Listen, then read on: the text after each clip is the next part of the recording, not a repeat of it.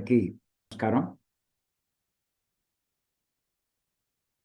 కార్యక్రమం ప్రారంభించే ముందు గురువు గారు బ్రహ్మర్షి పత్రి గారికి ఒక్కసారి మనం ధన్యవాదాలు చెప్పుకుందాం.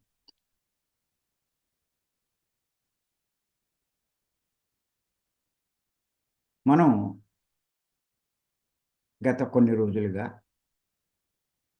యోగీశ్వర్ల సందేశాలు చెప్పుకుంటున్నాం. దానిలో భాగంగా కబీర్ చెప్పిన సందేశం గురించే చెప్పుకుంటున్నాం. ఏమిటంటే ఆయన ఇచ్చిన సందేశం, మరణించక ముందే మరణించిన వాడు అమరుడవుతాడు అన్నది. ఎందుకోసము అంటే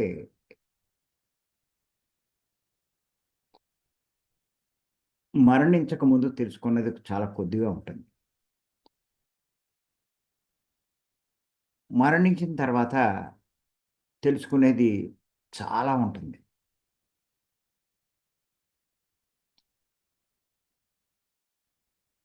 మరణించక ముందు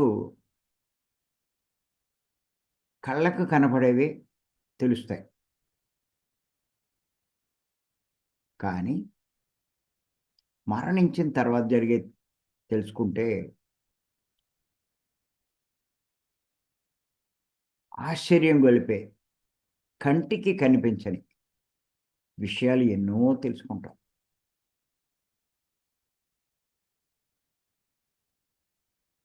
ఆశ్చర్యపోతారు.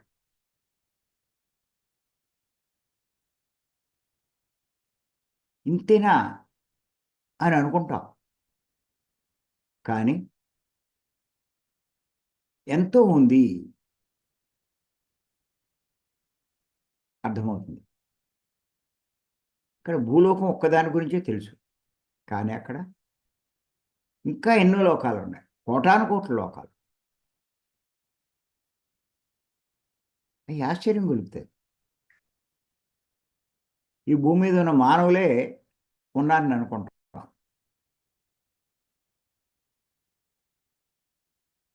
మరణించిన తర్వాత తెలుస్తుంది వీళ్ళే కాదు, ఇంకా కోటాను కోట్లు ఉన్నారు అన్నది కూడా తెలుస్తుంది.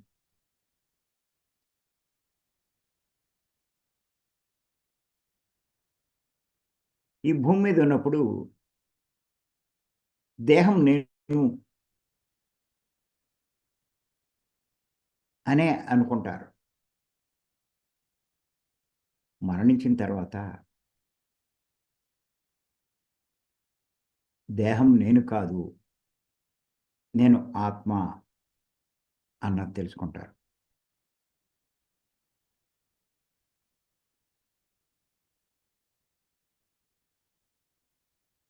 జీవించి ఉన్నప్పుడు అంతకుముందు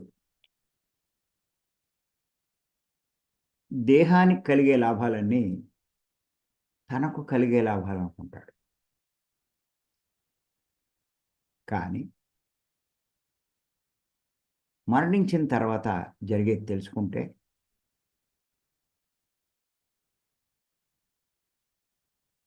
దేహం కోసం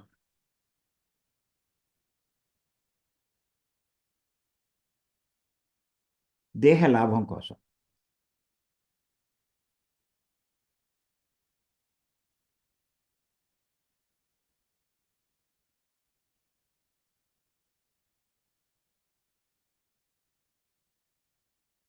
కష్టపడినవి,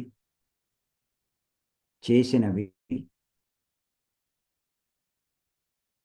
సంపాదించుకున్నవి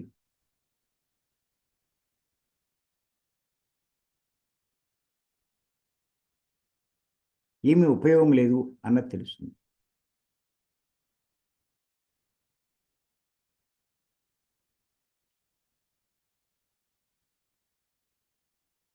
అంచేత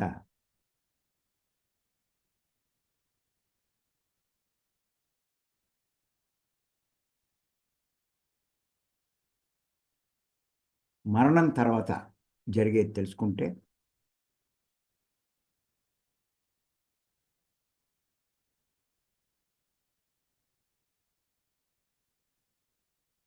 దేహానికి ప్రాముఖ్యం ఇవ్వరు.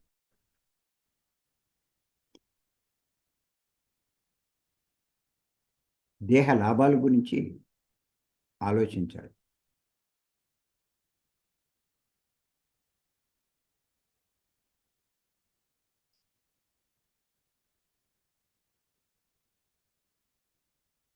దేహం కోసం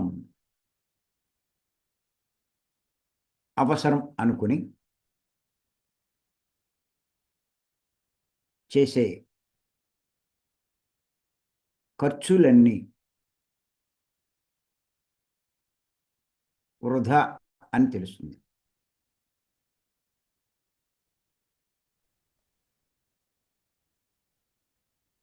మీరు చూడండి, ప్రతి ఒక్కరూ ఎంతో కష్టపడుతున్నారు. ఎంతో సంపాదిస్తున్నారు డబ్బు. ఈ సంపాదించిన డబ్బుని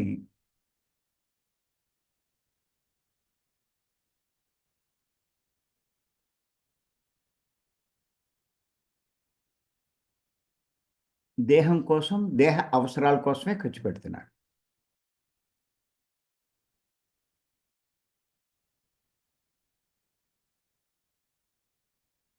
ఎవరి ఆర్థిక స్థితిని బట్టి వాళ్ళు ఖర్చు పెడుతున్నారు. వేలు ఖర్చు పెట్టేవాళ్ళున్నారు, లక్షలు ఖర్చు పెట్టేవాళ్ళున్నారు, కోట్లు కూడా ఖర్చు పెట్టేవాళ్ళున్నారు. అయన్నీ వృధా అన్న సంగతి తెలుస్తుంది.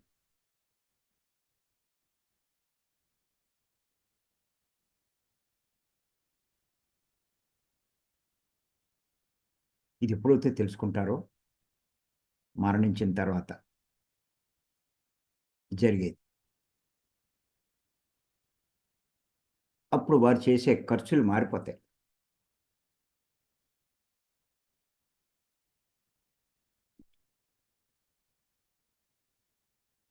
అప్పుడు తనకున్న ధనాన్ని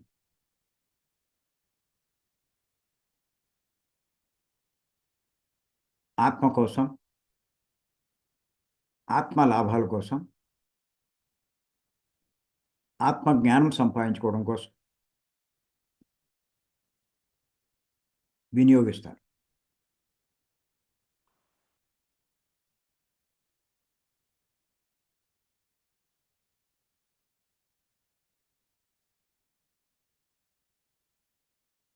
నా విషయానికొస్తే నేను బాగానే సంపాదించేవాడిని.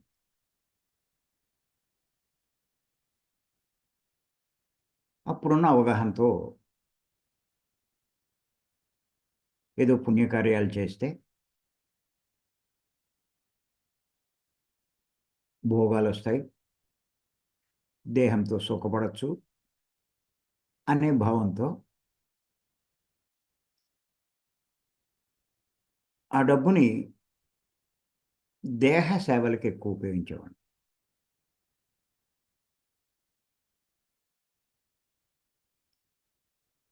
అటువంటి కార్యక్రమాలు నిర్వహించేవాడిని.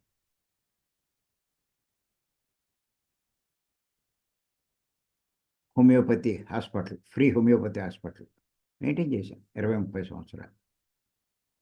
మా మేడం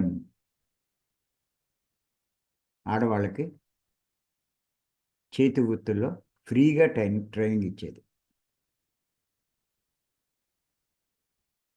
ఇలా కొన్ని కొన్ని నిర్మించడం, ఇలా కొన్ని సేవలు చేసేవాడు. పత్రి గారు పరిచయం అయ్యాక దేహం నువ్వు కాదు అని చెప్పారు.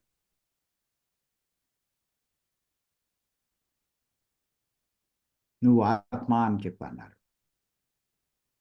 ఆశ్చర్యం వేసింది.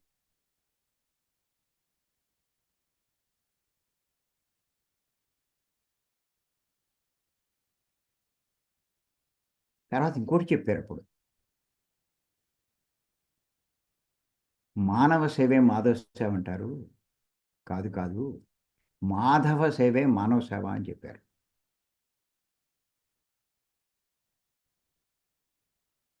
ప్రారంభంలోనే చెప్పారు. దాని మీద బాగా ఆలోచించా.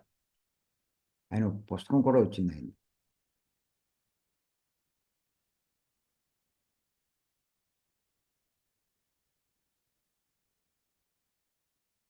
దేహానికి, మానవుడికంటే దేహానికి చేసే సేవ ఆత్మకి లాభం లేదు. ఆత్మకు చేసే సేవే మానవుడికి లాభించేది అని చెప్పారు. అప్పుడు ఈ హోమియోపతి హాస్పిటల్ 20-30 సంవత్సరాల నుంచి రన్ చేస్తున్నది ఆపేయడం జరిగింది. మా మేడం కూడా ఉచితంగా ఆ చేతి వృత్తులు, మిషను, కుట్లు, పెయింటింగ్స్ ఇలా ఎన్నో రకాలు నేర్పేది. అవి ఉపయోగించుకుని చాలామంది సంపాదించుకునేవారు ఇంట్లో కూర్చుని. అవి కూడా ఆపేశాం. ఆపేసి ఇవన్నీ దేహానికి లాభించేవి. ఆత్మకు లాభించే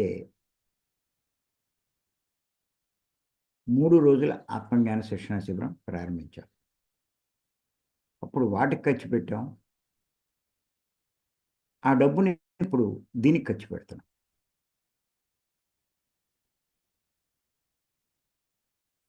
అంతకుముందు సరదాలకి, ఎంజాయ్మెంట్కి కొన్ని ఖర్చులు చేసేవాళ్ళు.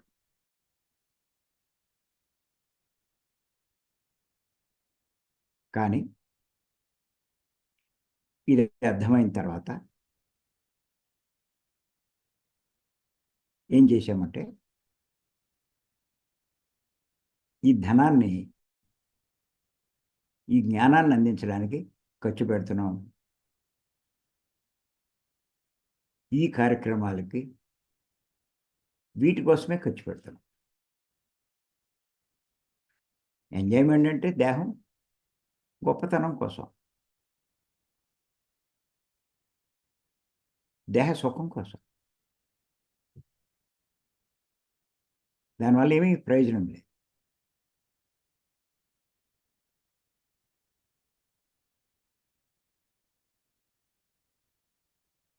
అందులో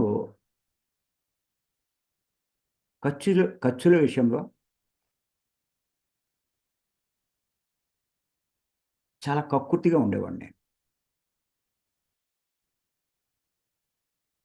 ఎందుకంటే వృధాగా ఖర్చు పెట్టే బదులు ఆ డబ్బుని ఏదో పుణ్యకార్యాలకి, లోక కళ్యాణానికి ఉపయోగిస్తే మంచిది అనే భావనలో ఉండేవాడిని.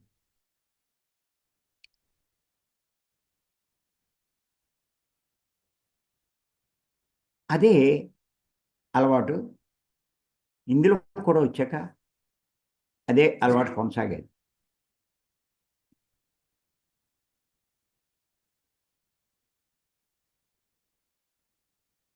మీకు ఊరికే చిన్న ఎగ్జాంపుల్ చెప్తాను.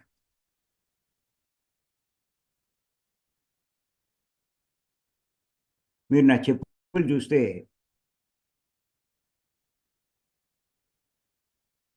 ఓ రూ. 50, రూ. 60, రూ. 100 లోపు ఉంటాయి. అయ్యే వాడతాను ఎక్కువ. కానీ 3000, 4000, 5000 కూడా ఉన్నాయి. నా ఆలోచన ఏంటంటే, ఇదెంత కాలం మన్నుతుందో అది అంతే కాలం మన్నుతుంది.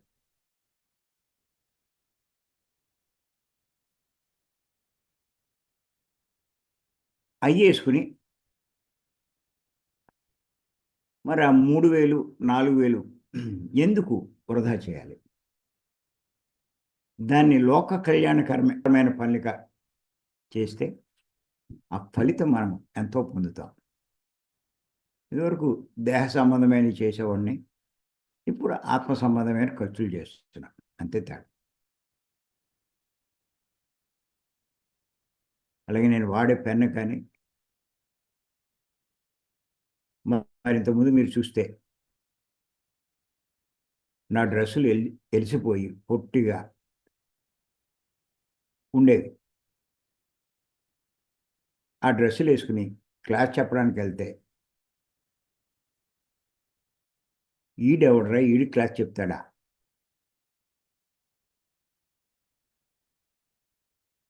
అనే భావనలో ఉండేవారు.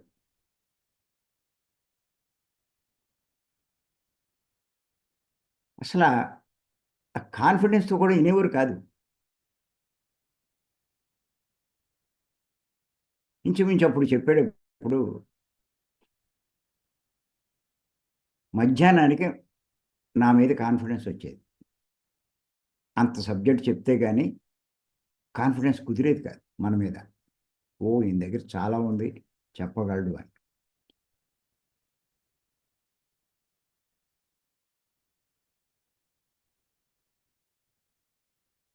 ఆ డ్రెస్ మీద ఉన్న దురభిప్రాయంతో అలాంటి అభిప్రాయం ఏర్పరచుకున్నాను. ఇందులోకొచ్చినా చాలా కాలం అలాగే కొనసాగించారు. అదో చేదస్తం. ఆ! గాడిద గుడ్డు అంటూ. కానీ తర్వాత తర్వాత అర్థమైంది. ఏది ఎలా ఉన్నా డ్రెస్ కోడ్ బావుండాలి. ఇప్పుడు నేను అదే ఆచరిస్తున్నాను. అందరికీ అదే బోధిస్తున్నాను.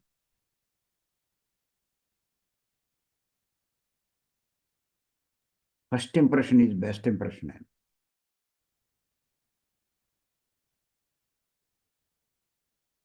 ముందు ఆడి మాటలు వినాలని అనిపించాలిగా.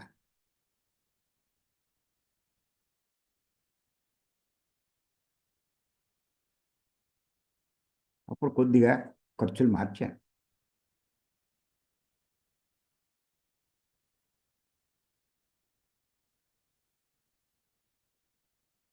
అలాగే రైల్లో ప్రయాణించినప్పుడు స్లీపర్‌లోనే వెళ్ళేవాడిని. ఆస్తి చూస్తే కోట్ల మీదే ఉండేది. ఎందుకు కక్కుర్తి? ఎందుకు దానికి ఖర్చు పెట్టే బదులు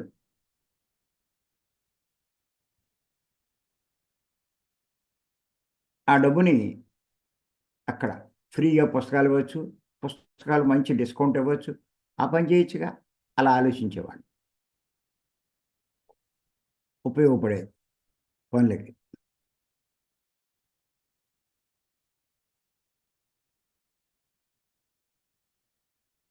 మొదట్లో ఆ పీఎంసీలో ఉన్నప్పుడు ఆనంద్ వాళ్ళు చెప్పేవారు. మీరు కొంచెం ఇంకా డ్రెస్ మార్చాలని. అప్పుడేం చేశానంటే సూరత్ నుంచి ఈ కోట్లు తెప్పించాను. సూరత్‌లో బాగా చవక.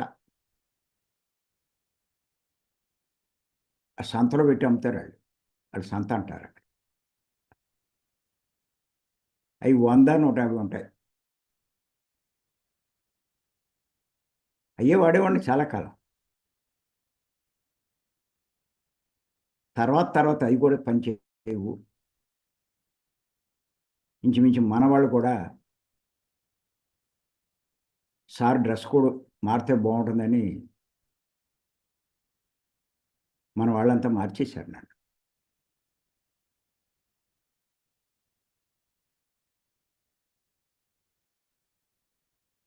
ఎందుకో వృధా అంటే నచ్చదు.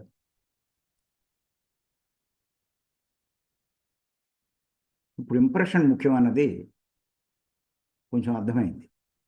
ఇన్ని వందల మందికి, వేల మందికి చెప్తున్నాం. ఇంప్రెషన్ లేకపోతే ఎలా? అలాగే మీరు ఆధ్యాత్మిక గురువుని చూడండి. ఎన్ని వేషాలేస్తారో.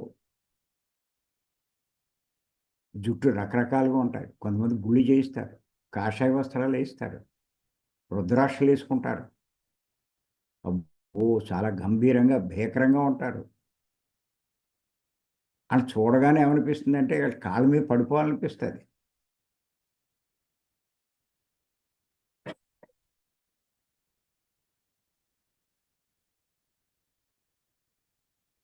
అంటారు కదా! మేడి పండు చూడ మేలిమయ్యుండు. పొట్ట విచ్చి చూడ పురుగులుండు అని. ఆళ్ళ డ్రెస్సు ఇయన్నీ చూస్తే గంభీరంగా ఉంటది. నోరిప్పితే జ్ఞానం ఉండదు.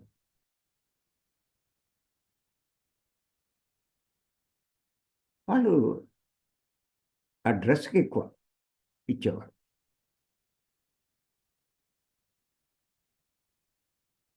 అలాంటి వేషాలు మనమేమి ఎయట్లేదు గానీ, ఉన్నంతలో కాస్త ఇప్పుడు మార్చుకున్నాను. మీ అందరికి కూడా అది చెప్తున్నాను నేను. కాస్త డ్రెస్ కోడ్ మార్చండి అని. అంచేత మరణించిన తర్వాత జరిగేది తెలుసుకుంటే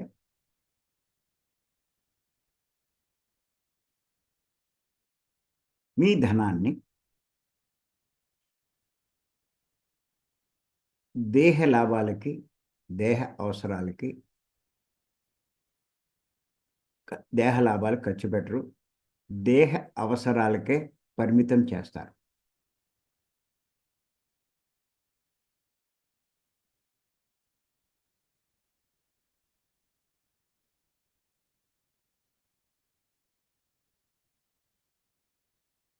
అంటే జీవితం మారిపోతుందండి. ఇక్కడ నేను చెప్పేదేంటంటే,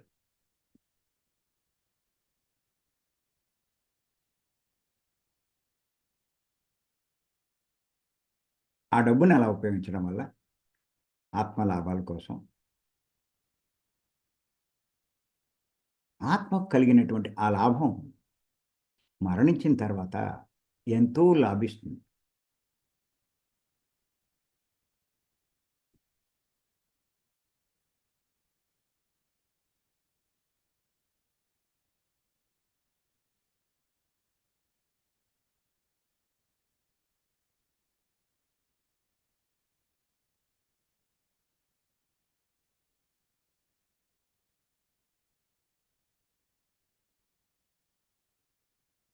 మా పిల్లలు కూడా చెప్పేవారు.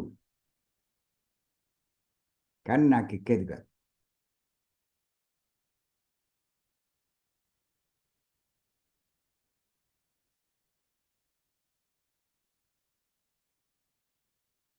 ఈ కక్కుర్తి ఎలా ఉంటుందో ఒకసారి చెప్తాను మీకు. రీసెంట్‌గానే ఈ టూర్‌లోనే ఒక 4, 5 రోజుల క్రితం ఏం చేశానంటే, సికింద్రాబాద్ నుంచి రామగుండం బుక్ చేశాను. 3 గంటల జర్నీ. 3 గంటల జర్నీకి థర్డ్ ఏసీ ఎందుకు? సెకండ్ ఏసీ ఎందుకు? అంత ఖర్చెందుకు? ఓ రూ. 150 పెడితే స్లీపర్ అయిపోతుంది కదా! మళ్ళా 700, రూ. 1000 ఈ ఖర్చెందుకని చెప్పి బుక్ చేశాను. సరే. ఆ ట్రైన్‌కెళ్ళడానికి హైదరాబాద్ అంటే ట్రాఫిక్ జామ్ అవుతుందని 10కెళ్ళాం. 10:40 ట్రైను. అది 11కి వచ్చింది. తీరా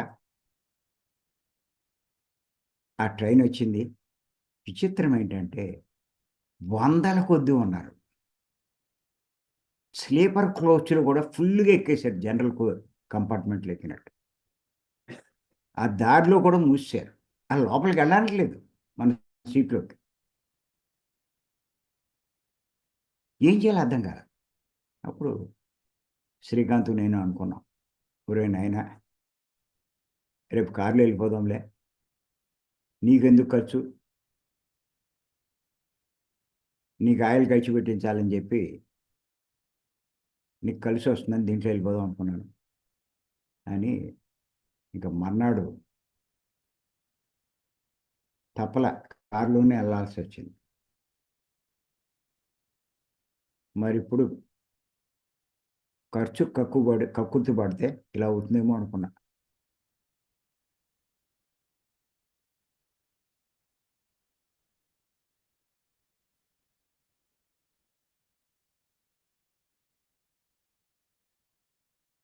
అంచేత ఆత్మ అవసరాలకి సందర్భాన్ని బట్టి ఖర్చు పెట్టాలి అన్నది అర్థమైంది. మా మేడం కూడా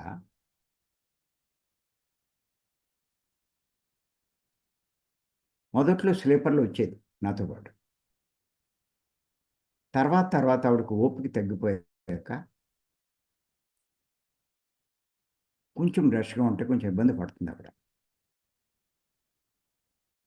అప్పుడు ఏసీ తీయమంది. మొదట్లో ఏసీ తీసేవాడిని ఆవిడకి. ఆవిడని ఏసీలో పంపేవాడిని, నేను స్లీపర్‌లో వెళ్ళేవాడిని. తర్వాత ఏమైందంటే, ఇది కూడా చాలా ఇబ్బందిగా ఉంది. సెకండ్ ఏసీ తీయమని. సరే అప్పుడు ఆవిడ సెకండ్ ఏసీ తీస్తూ, నేను ఏసీలోనే తిరుగుతున్నా.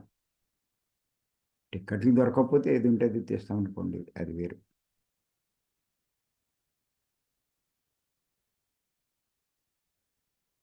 ఆవిడ నన్ను అంటది, "ఎందుకు మీరు కక్కుర్తి పడతారు?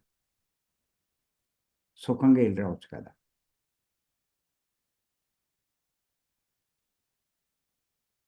జనం ఉంటే సరిగ్గా నిద్ర ఉండదు. ఏదైనా కాస్త పగలు జర్నీ ఉంటే, ఏ పుస్తకం చదువుకోవడానికి ఉండదు. ఏదైనా వర్క్ చేసుకోవడానికి ఉండదు. ఇంచేత కొంచెం రిలాక్స్‌డ్‌గా వెళ్తేనే మంచిదని కూడా ఇప్పుడు అనిపిస్తుంది నాకు. ఇప్పుడు ఈ పుస్తకాలు కరెక్ట్ చేయాలన్నా, ఏం చేయాలన్నా, ఇదిగో మామూలు రోజుల్లో ఏం చేస్తాం? పొద్దున్నే జూము, తర్వాత క్లాసు, సాయంత్రం లేట్ అయిపోతుంది. ఇక నిద్రపోతే ఎక్కడ చేస్తాం? అటువంటి జర్నీలోనే ఏదైనా కరెక్షన్ చేసుకోవడానికి దానికి బావుంటుంది. నా పుస్తకాలన్నీ నేను జర్నీలో కరెక్ట్ చేసినవే. అన్ని చోట్ల కూడా.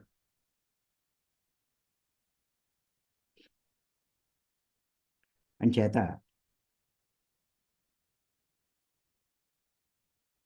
ఏది ఏమైనా దేహ లాభం కోసం, దేహ సుఖం కోసం, వీటి కోసం ఖర్చు పెట్టే ధనాన్ని ఆత్మ కోసం, ఆత్మలాభం కోసం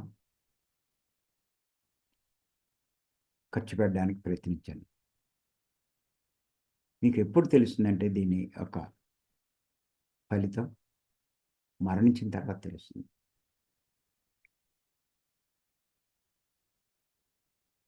ఆత్మలాభం కోసం చేసే ఖర్చులన్నీ కూడా మరణించిన తర్వాత మీరు గొప్ప ఉన్నత లోకాలకి చేరుకుంటున్నప్పుడు మీకనిపిస్తది. అబ్బా! ఎంత గొప్ప లోకాలకెళ్తున్నాను నేను. వాళ్ళు తీసుకెళ్తూ ఉంటే.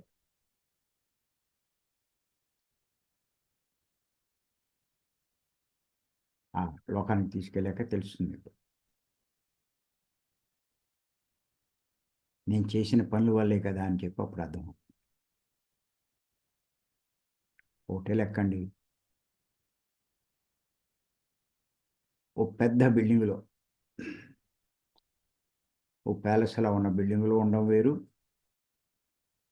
ఏదో ఓ పెంకుటిల్లులోనో, ఓ రేకుల షెడ్‌లోనో ఉండడం వేరు. అలాగే అధోలోకాలకి చేరుకోవడం వేరు. గొప్ప ఊర్ధ్వలోకాలకి చేరుకోవడం వేరు.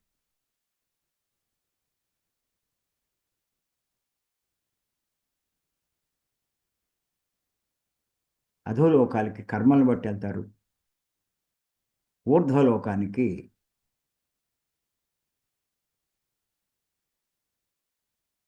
ఆత్మజ్ఞానం ఉన్నవారు, ఆత్మకు లాభించే సేవలు చేసిన వారు చేరుకుంటారు.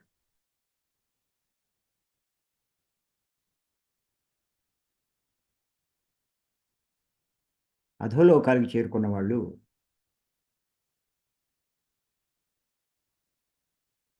కర్మలను బట్టే జన్ముంటుంది. ఊర్ధ్వలోకాలు చేరుకున్న వాళ్ళకి ఈ ఏ జన్మ కావాలంటే ఆ జన్మ తీసుకునే చాయిస్ ఉంటుంది. స్త్రీగానా, పురుషుడుగానా, ధనవంతుడుగానా, పేదవాడుగానా, ఎలాంటి కుటుంబంలో పుట్టాలి, ఇయన్నీ చాయిస్ ఉంది. వాళ్ళు ఇంకా చాలా తొందరగా ఈ జన్మలు పూర్తి చేసుకుంటారు. అంచేత ఈ మార్గంలోకొచ్చిన మనం ఇది అర్థం చేసుకొని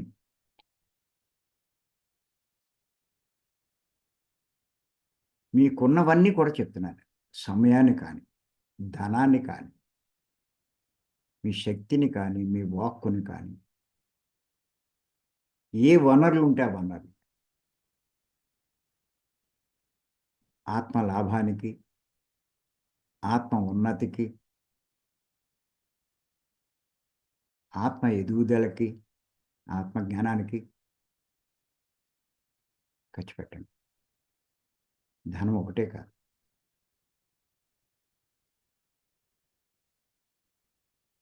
ఇది మీకు అర్థమవుతే చనిపోయిన తర్వాత ఎంత గొప్ప స్థితికి చేరుకుంటారు. మరణానంతరం జరిగేది తెలుసుకున్నా కూడా ఇది తెలుస్తాయి మీకు. అప్పుడు వేరే ఎవరు చెప్పక్కర్ల. ఇది తెలుసుకున్న వాళ్ళు. ఆత్మ లాభానికే ఖర్చు పెడతారు. ఒక ధనం ఒకటే కాదు. సమయం, వాక్కు, శక్తి, వాళ్ళ ఆయుష్షు అన్నీ దానికే వినియోగిస్తారు. చేత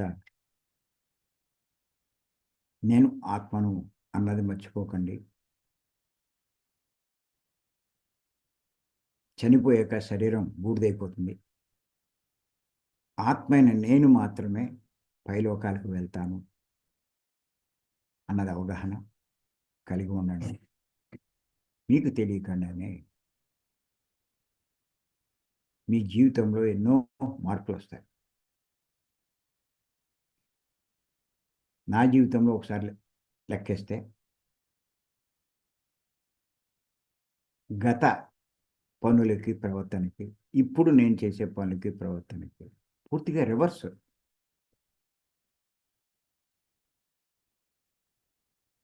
ఆశ్చర్యం గొలిపే మార్పులొచ్చినియి. అప్పుడు ధన సంపాదన, ఇప్పుడు జ్ఞాన సంపాదన. అప్పుడు దేహ బంధువులు, ఇప్పుడు ఆత్మ బంధువులు.